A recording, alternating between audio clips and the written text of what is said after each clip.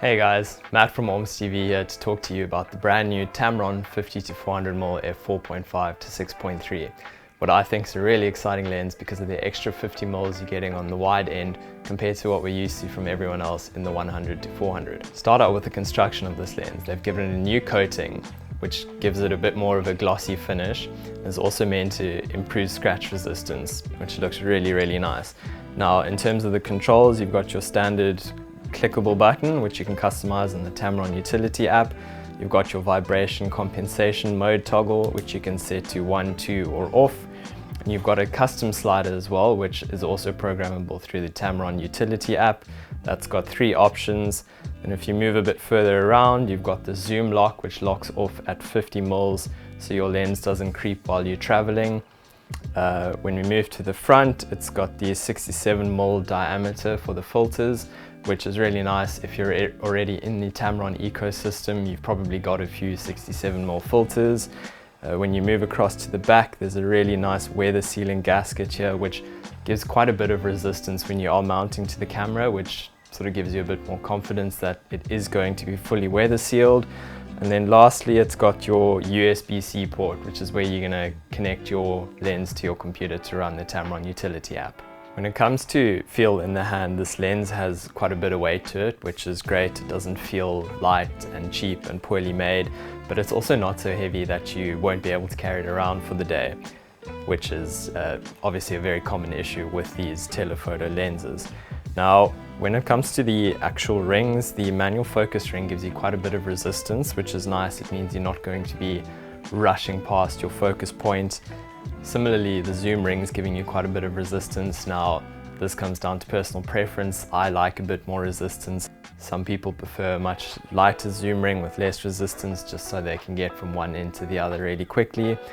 But this Tamron 50-400 is going to go through that entire focal range in 75 degrees, which is less than a quarter of a turn. In terms of real-world application of this lens, I think it's primarily targeted towards 2 groups, being people who are starting out in sporting and wildlife photography, and then your enthusiast photographer who's kind of looking for a one lens solution to keep in their bag or take on holiday just to shoot anything they come across. And this Tamron 50-400mm serves that purpose really well. It's giving you great image quality, it's a very decent lens, and it's obviously a far more budget-friendly option than some of the more professional lenses out there. When it comes to image quality, the Tamron 50-400mm really delivers. The images were super sharp, the contrast was pleasing. Paired with the Sony a7R III's super high megapixel sensor, there was so much detail in every single still, and the autofocus systems just worked in the lens.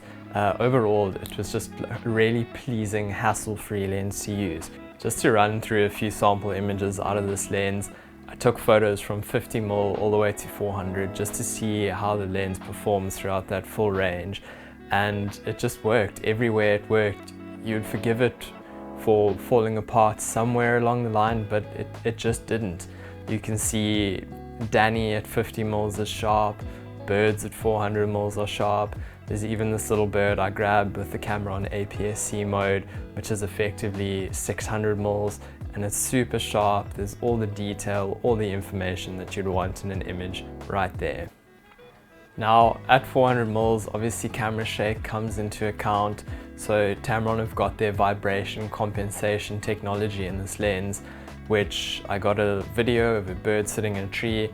Now these clips are all at 400mm, they're all handheld, and you can see the difference in steadiness of the footage from vibration compensation mode 1 to 2 and then off. So really great performance with the vibration compensation in this lens. Another great feature of this Tamron 50-400mm. While this is a fantastic lens outside in the sunshine, it probably won't be your indoor or low light solution just because of that slow maximum aperture. It's not letting in as much light as you'd like, so you're going to have to either drop your shutter speed or bump up your ISO, which will impact your picture quality obviously. But in my opinion, a really small price to pay for a great lens. In addition to great image quality, what Tamron have done here is create a really versatile lens.